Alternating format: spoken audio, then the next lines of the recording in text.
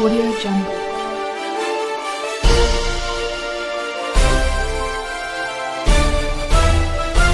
Audio Jungle.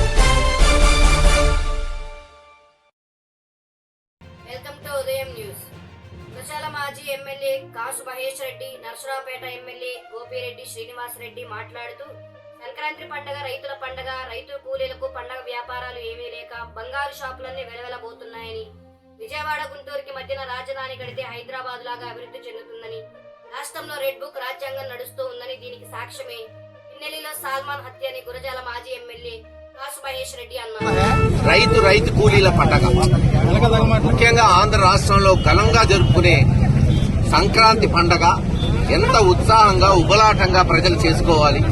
కానీ ఈరోజు మీరు చూస్తున్నారు, అందరు దిగులుగా వెలవెలబోతున్నాయి షాపులన్నీ నర్సరావుపేట. ఎవరు కొనుక్కోవడానికి కానీ లేదు తినడానికి కానీ బయటకు రావట్లా.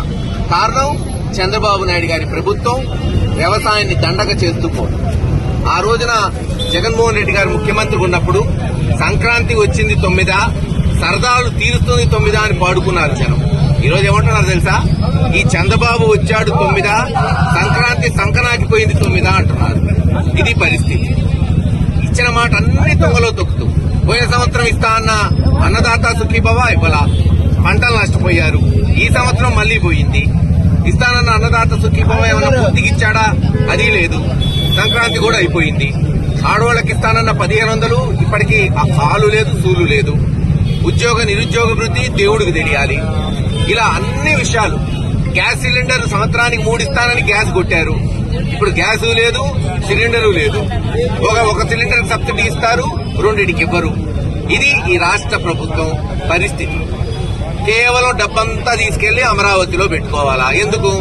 అక్కడ చంద్రబాబు నాయుడు గారికి 5,000 10,000 ఎకరాలు ఉన్నాయి. ఆ 10,000 ఎకరాలు అమాంతంగా పెంచుకోవడానికి అందరి మీద అప్పు తీసుకెళ్లి అక్కడ పెడుతున్నాడు. జగన్మోహన్ రెడ్డి గారు ఒక చిన్న మాట అన్నా పడే పరిస్థితుల్లో లేదు. ఏమన్నాడు మొన్న? గుంటూరు లేదు విజయవాడకి కొంచెం దూరంగా ఉందాయా అన్నాడు. అక్కడెక్కడన్నా కడితే ఇంకా మెరుగన్నాడు. వాస్తవే కదా. నిజంగా నా పర్సనల్ ఒపీనియన్, గుంటూరు విజయవాడ మధ్యలో గడితే అసలు బ్రహ్మాండంగా హైదరాబాద్ నగరంలా తయారీ. కానీ వద్దు. ఆయన 5,000 10,000 ఎకరాలు ఎక్కడుంటుందో చంద్రబాబు నాయుడు గారు అక్కడే కట్టాలి. ఆయన ఇప్పుడున్న 2 కోట్లు 20 కోట్లు చేసుకోవాలా? మా ప్రపంచం మీద జనం మీద పెట్టుకున్న 1,00,000 కోట్లు ఆయన కొరకే ఖర్చు పెట్టాలా? ఇది ఈరోజు ప్రభుత్వం. ప్రశ్నిస్తే కేసులు. ఏంటి ఈరోజు పల్నాడులో రెడ్ బుక్ రాజ్యాంగం స్టాన్ఫోర్డ్ లో చదివాడంట లోకేష్ బాబు గారు. మరి ఇంగ్లీష్ వచ్చింది కదా. అంబేద్కర్ గారి రాజ్యాంగం చదవచ్చగా ఒకసారి. ఏం రాశాడు, ఎందుకు రాశాడు? విభిన్న కులాలు, జాతులు, మతాలు ఈ సువిశాలమైన భారతదేశంలో హాయిగా బ్రతకాలని చట్టాలు చేస్తే రెడ్ బుక్ పట్టుకొని తిరుగుతున్నాడు పని బాటలాగా.